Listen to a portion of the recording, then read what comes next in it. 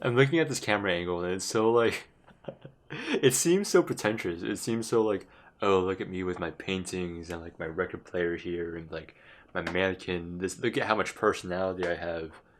And I swear to God that was completely accidental, but you wouldn't think so because you look on the other side of my room and there's just nothing. Well, there's like exhibit A, B, and C of what could be described as alcoholism right there. But like across the wall, there's like three paintings, well, drawings, I suppose, from back in high school. One of them is a poem that I wrote called um, Mara loves jump roping. It is her favorite thing. Mara loves jump roping so much that she grew out her own armpit hair and braided the ends together so that she could jump rope wherever she goes. Was that a better poem back then? Was that a better poem back then? I don't know. For context, I am superbly high, and I've been having many adventures. I've been having many starts, middles, and ends within my own head, and I figured I might as well share some of these with you, because what is the joy of being alive if not to share your existence with others? Even Buddhist monks who seek to find enlightenment do it among the company of other monks. And I'm completely ignoring the existence of hermits and people of those like, because I don't know how those people do what they do. And as I think about it more, they could be disproving my initial point to this sentence, which I realize has been going on for quite some time. And because it has been going on for quite some time, I, as the person who holds the power of the sentence, do not wish for it to end, but holy shit, I have it within my power to add an exclamation point or a question mark or a period to the end of this sentence if it does choose to end. But since I'm so committed to this bit, holy shit, you know what? Maybe I should let this sentence is going to end. Thank God. Okay. I just felt like God there for a minute, except if God was for some reason responsible for each of our lives during each second of each day. But if God is all powerful and God is all powerful, then is he not responsible for everything we do and everything we don't do and all the actions that we have taken underneath his name if he exists? Like look at how high this guy is. He's talking about God and bullshit. So we'll talk about something else. Fuck you. I can talk about other stuff that I'm not thinking about. For example, my inability to love, which is why I wanted to record this episode, because in my mind, it was a substantial step for me internally. But I suppose for you, the external viewer, who is just stumbling upon this in the dark and does not know anything going on, you might be wondering, Quinn, who the hell, what, are you okay? And to that, I answer, I don't know, but I think so. Because I have to be amused by everything around me. Otherwise, what's the point?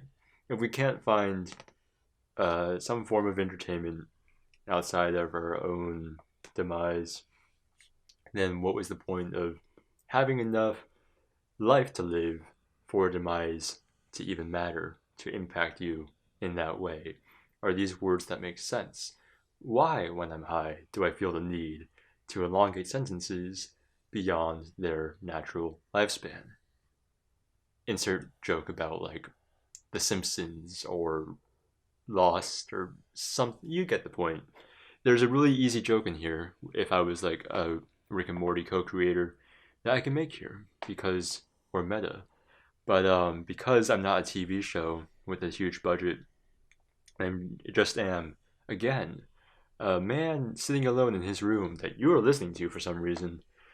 We're here, and I guess we can be meta. We just don't have as much creative license, or we don't have as much like it's not as cool as if we do it. It's I don't who's we, but it's not as cool if we, the guys sitting alone in our rooms, are just like, oh, what point am I trying to make here? I can't love. That was the point originally, but how did I get to that point? Moving on. I think that what the hell happened? I think that my entire life, like obviously I love, like obviously I feel connections with people. Like I have friends, and with those friends I am compassionate, and like we share like connection. And sometimes I'll like look at a meme and I'll be like, oh, like I want to send this to someone, and there's that connection of like simplest, like we all know what I'm talking about, just love, like human love, like between one human to another human, from the joy of being alive. But I'm capable of that, but I don't think I'm capable of romantic love. And I think like this entire time I've been trying to force myself to.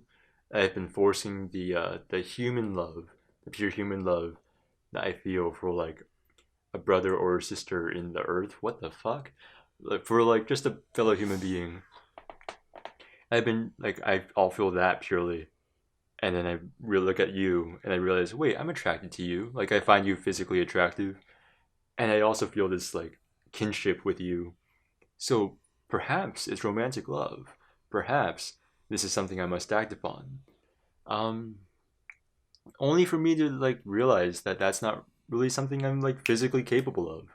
That I just can't love like that in the way that like Hollywood has taught me to, or just like societal norms in a nuclear family, in a like stereotypical 1940s, like what's the term, greatest generation set forth for us scene. Like this is the scene we were in, and I'm not special. Like I don't say this because I'm like, oh look at me, I'm the one loner on the horizon who is incapable of romantic love, because there's terms for it. I think it's aromantic.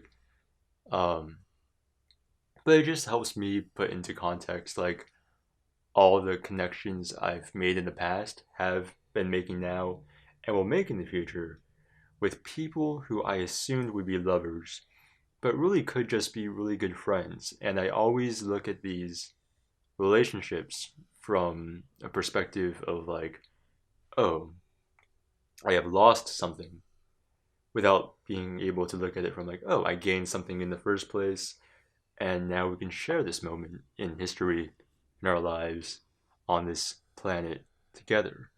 And let's not have to introduce whether I am romantically interested in you into this kinship. Does that make sense?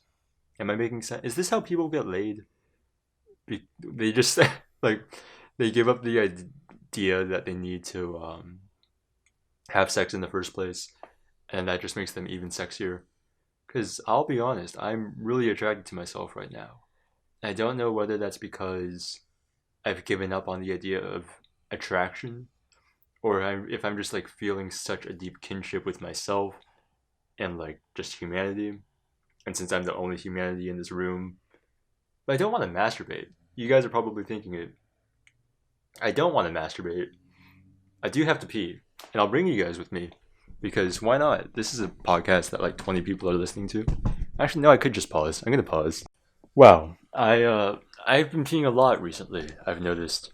I don't know whether that's like normal. Like, do I just pee a lot as a human, or is this high pee? Like, should I be concerned about this pee? Also, because I'm high, am I, therefore, my relationship with light as a source of energy has been severely impacted. You know, the trade embargo between me and the electromagnetic spectrum is on hold right now. And wow, is this is the plumbing as loud as for me, for you guys, as it is for me? But regardless of my relationship with energy sources and forces in the world right now, I am back talking to you guys. And right, my point was I can't tell if my pee is too dark or if it's like just the right color. Like people always say piss yellow, but I think we all like only think about that term while we're pissing, and then we sort of think, yeah, like that looks right, doesn't it? But I'll be honest, my pee changed hues like 3 or 4 times while I was in there. And I don't know whether it was a physical reaction or a hallucinatory one, and I don't care much to to find out. But I wish I could encapsulate this better. Wow, better is a word indeed. But I wish I could encapsulate this experience better in the same way that like because I watch stuff like Exerbia or Kirkstizat. I just know it as the way I see it. Um, and like matter. What the fuck am I trying to say? But I'll like watch videos. And I'll like and I draw this huge load of inspiration from them. And as a video creator, I want to be able to like turn the mirror around and like reflect back forth out into the world, that which I have learned. And but I don't know how to do that in a way that's still me, that reflects what I need to, everything I've learned in a much more creative way. Uh, which is very much, and this is just like a like oh I'm creative. I need to figure out how to turn all my life insight into projects. But that could be. Should I tackle that? Is that a project? Is my need to turn every life lesson into a project that I should work on? But Jesus Christ, like now I am sort of contemplating it. But no, it's difficult for me to like to have these revelations and not want to do some sort of creative outlet related to it. And like the easiest way to do that is obviously through a podcast because I can just sit and share, and the expectation for what is shared is not as high because this is, as we have very clearly demonstrated, not a scripted podcast. Like this is, I don't know what you guys would expect. Um, like you coming in and clicking on this podcast is not the same as you coming in. Okay, let's say you are you. Imagine that you are you. I will give you as much emotional energy as you need to put yourself in the right headspace. Got it. So you're you from your job in your house, yeah, on your phone. I'm trying so hard to convince you that right now you are, because someone could be trying to trick you. Like I just want you to be really really sure that you're you right now. Okay, but yes, no one is trying to steal you. No one else is trying to be you, except for you. You own your body, and this is you. And you come home in this theoretical scenario, and uh, you and you come home. You snuggle up on the sofa with your classic, like you take off your work attire, you throw on your comfortable sweater, you've got your cat nestled up to you.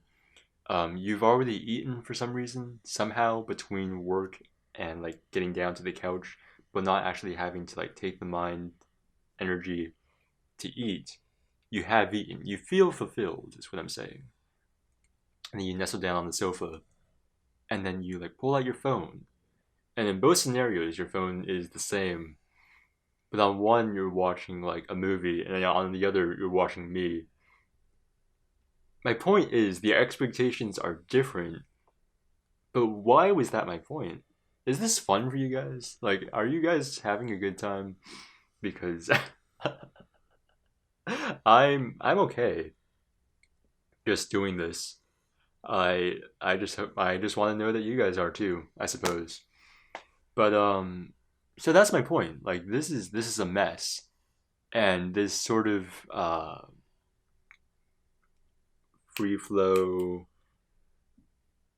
non-linear Vord vomit. What's the flow of consciousness, stream of consciousness that this video is not going to inspire the same like, oh yes, the universe is one and we are all, and all the universe is within us, and the vast expanse of the cosmos is also within my mind's eye, that an actual movie would. Did the beginning of that sentence match the end? Wow. My point is that this podcast is not going to do for you what the things I've watched to get me to this point do for me. But I would just like to share this stuff with you just for fun, because we're pals, we're friends. But I need to like acknowledge to myself that as a creative person who like wants to work on projects, that I'm still going to like actually put in work devoted to like whatever this feeling is, and not just one video, but like all like I. It's weird to have so much impact. Not so much. Not like I'm a sort of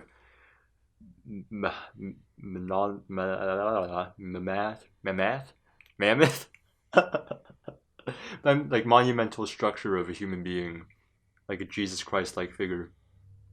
Like, but I still have some sort of influence over even before I had like whatever following I have now. I still wanted to impact my viewers, and it wasn't even like specifically my viewer. It was just like, I want to create this project and I hope it's seen because I feel this way and I want others to feel this way as well. That's just what art is, I guess.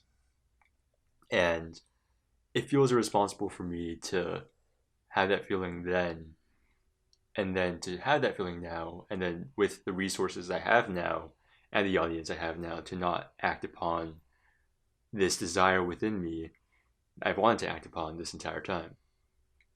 But and I guess like it just I don't want my channel to turn from, oh, we talk about sneezes and we review porn, and then take a hard pivot into existentialist nothingness. But I would like to start creating stuff with more substance, or at the very least at the background of your mind while you're watching this video on this really bad porn. Something connects within you because of the editing or the sound design, that it's just like, oh, there's more to the universe. Like, I want to start like putting more of that into my videos. I He said as he burped mid-sentence, talking about the beauty of art and sharing it with others. You see, this is why we can't have good things, because of criticism and because of self-criticism. Because from my point of view, if I point it out before any of you guys do, it makes that point less valid. But then that makes me, I no longer have to criticize myself because of the self-criticism that I am inflicting upon myself. Because I can say the words like, oh, ha ha ha ha ha ha, you're dumb, because I know that that's what I think other people will say to me in reaction to what I have just said to myself, or regardless. But I have not actually internalized my self-criticism. My self-criticism is different from my self-loathing and my depression. Uh, so yeah, that's the thing. All I can think about right now is like this really specific, slightly chubby Asian girl with dark skin complexion and like fishnet leggings and roller skates with like rabbit ears, and she keeps like tripping and falling over. And it's not a sexual thing. She just keeps doing it. I don't know. Is this a person I recognize? Why is this happening? Of all the things that could be going through my mind right now, why a dark skinned. I don't even know if she's Japanese. I saw the rabbit ears. And I was just like, oh, that's a very Japanese thing to do. What is this? Am I hallucinating? Well, no, because a hallucination is something you mistake to be real. this is very obviously just whatever this is in the back of my mind. But I'm gonna turn on like the air conditioning or something because my body is being reminded that it exists and it does not like that. But right, what initially like sent me down this desire to film something was because after the live stream ended, I realized like first of all the fact that I have to do this is just it's simple. I don't know why I never really thought about this, but I'm just confronting loneliness. I'm just trying to figure out how to be less lonely while I am alone. Because I know that being alone is fine. And like obviously as an introvert I value that time alone. But I think in my mind I justified it as like yes, the more time you spend alone the better. But then I realized that that's not true, and that's why we reach out and have friends and like avenues throughout the internet for things like this. But right, so like once the live stream ended, I just felt like that pang of like loneliness and dread and like depression and just like being realizing that you are you. Like, is that a feeling that I can like properly explain? Because sometimes I'll sit. Meditation frightens me because I have to sit without like stimulus. Like I have to turn off like all music or podcasts or videos, and I have to shut up, which is probably the way that you're interacting with me right now. Yes, very likely. Um, and I have to like let my thoughts be my thoughts. And like from your perspective, it might seem like, oh, how is that different from you just speaking? Because obviously you're going to say what's on your mind. But my lips and tongue and throat and blah blah blah blah blah vocal that what the fuck? Just everything here and lungs and capacity required to make speech into a thing is not quite as fast as the electrons firing that are thoughts. So I sort of we all have to slow ourselves down to like think or say what am I trying to explain to you guys how like thought works? I think I'm trying to explain to you guys how like speaking works.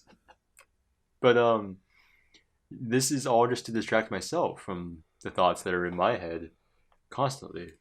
And it's not really even thoughts, it's just like I stop speaking. It's just like nothing. So yeah, it's lack of thoughts. It's like a lack of anything. It's lack of stimulus.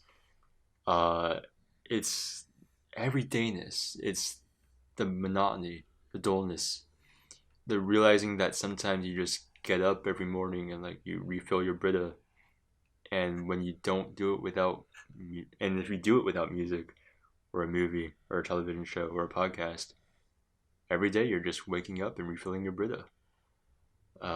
And that's not a moment wasted. It's just a moment where you're refilling your Brita. And I hate those moments.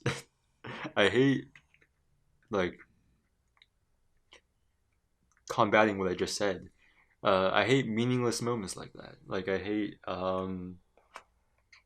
existing without meaning, because as a and this might be a generational issue, but with like as much consumption of media that we've engaged in during our youth, and like with the basic mechanics of the three-act structure of a story um, breastfed to us from the time we were young, uh, it seems like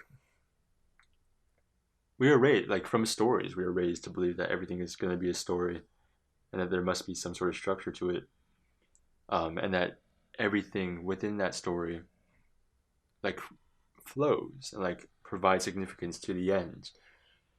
Um, and we carry that meaning with us. So like, so as a person, because this is my story that I hate, but as like, but we all have our own stories. So but then, wait, this is classic like just high thoughts. This is nothing new or spectacular.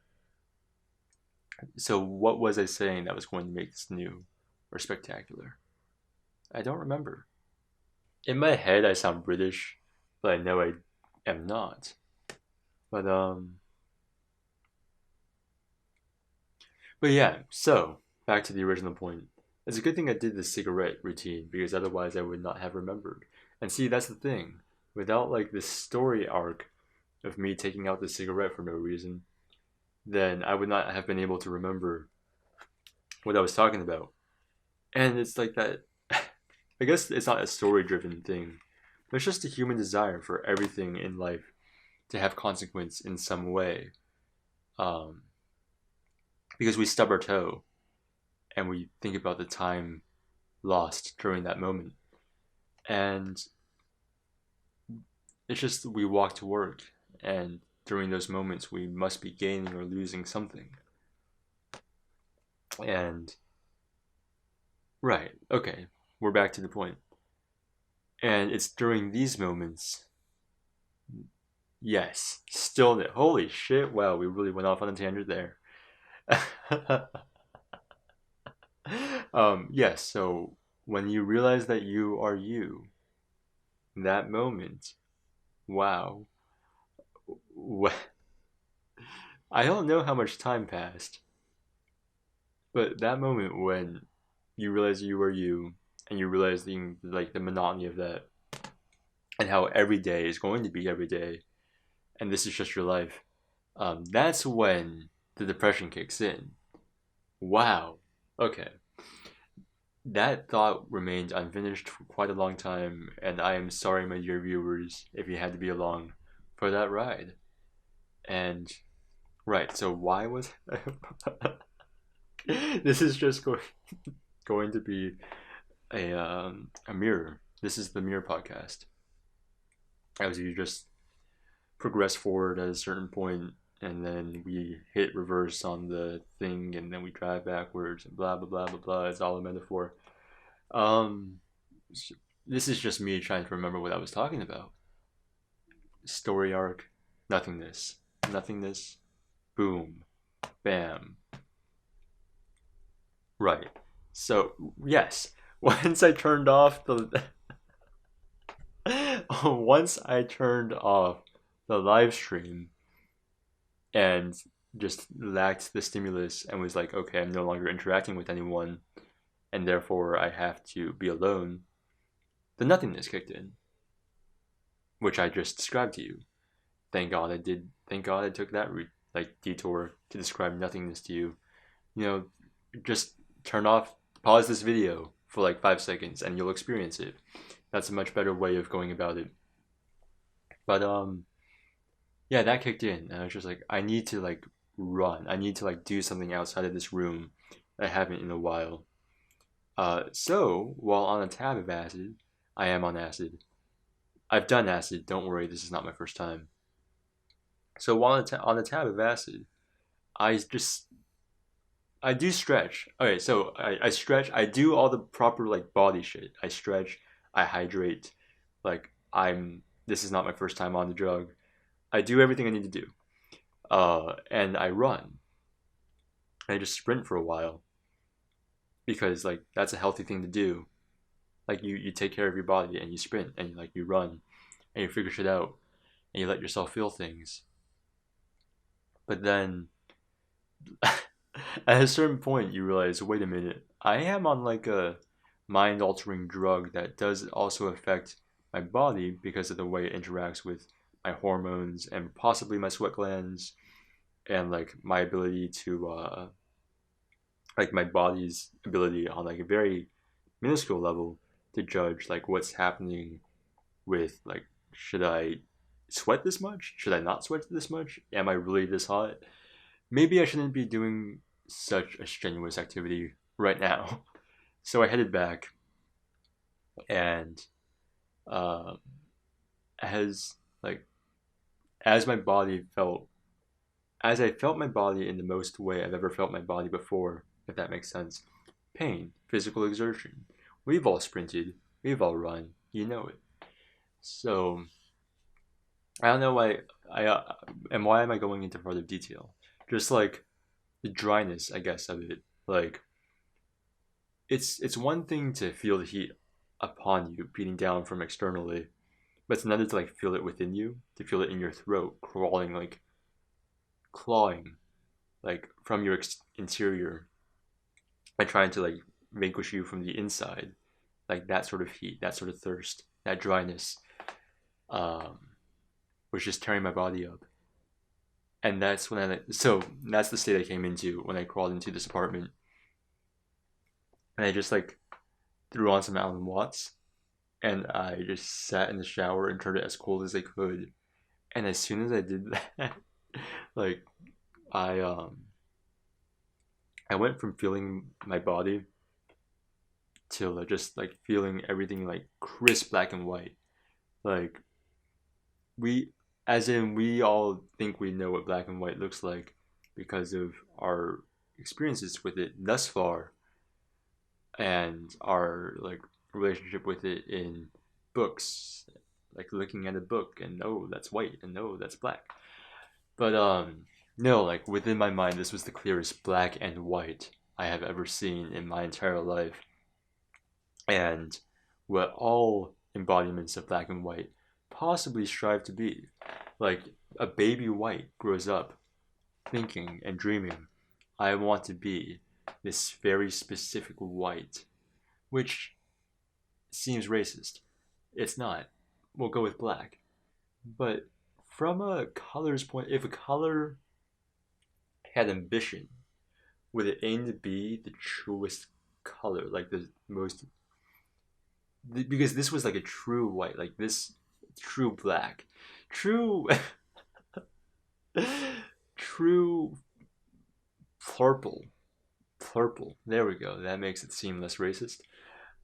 This was a true purple, purple power that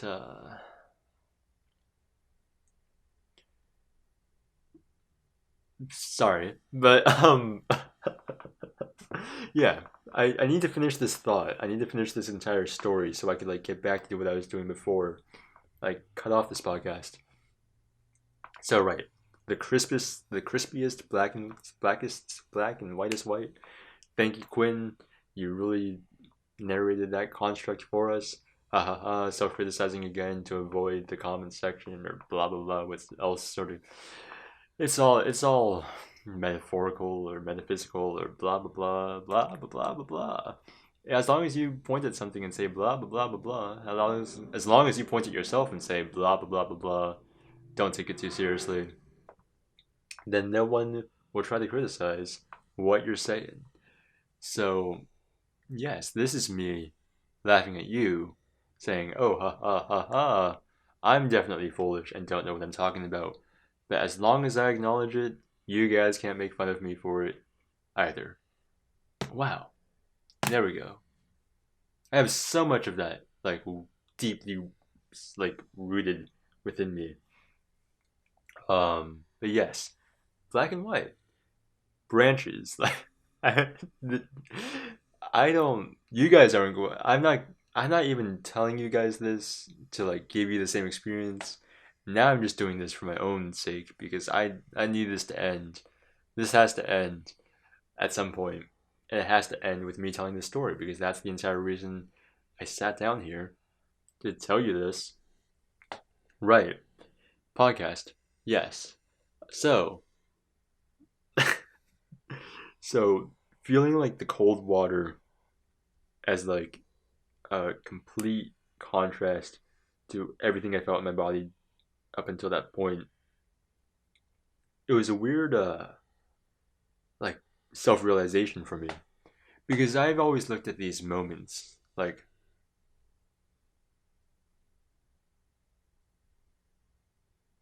that moment of like self, not even self-reflection, you just exist, as being very very painful. Like it's painful for me to like just exist without meaning or to exist without purpose, to like, and not existentially, because existentially I have it figured out. Like I had the big picture figured out.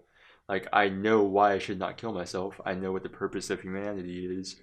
I know that one day I will die, and that's okay, and that my life has meaning on a grand scope. Yes, I'm so glad, Quinn, that we have your like final chapter figured out. But up until then, during each chapter, within this within the sentences, the things that are not written about, what happens? How do you maintain happiness within those moments? How do you stay happy between the sentences? And I just didn't know how to without some form of external stimulus. And I always assumed that everything within me was just deep, dark, and despair, and blah blah blah blah blah. But I don't know. Like that cold shower, I just closed my eyes within my dirty bathtub in the same like living space that I've been in for the past. I took a drug, basically, is what I'm trying to tell you guys. I took a drug, and like I was, I felt it so closely. Like I could have gotten somewhere. Like I was being led down this tunnel.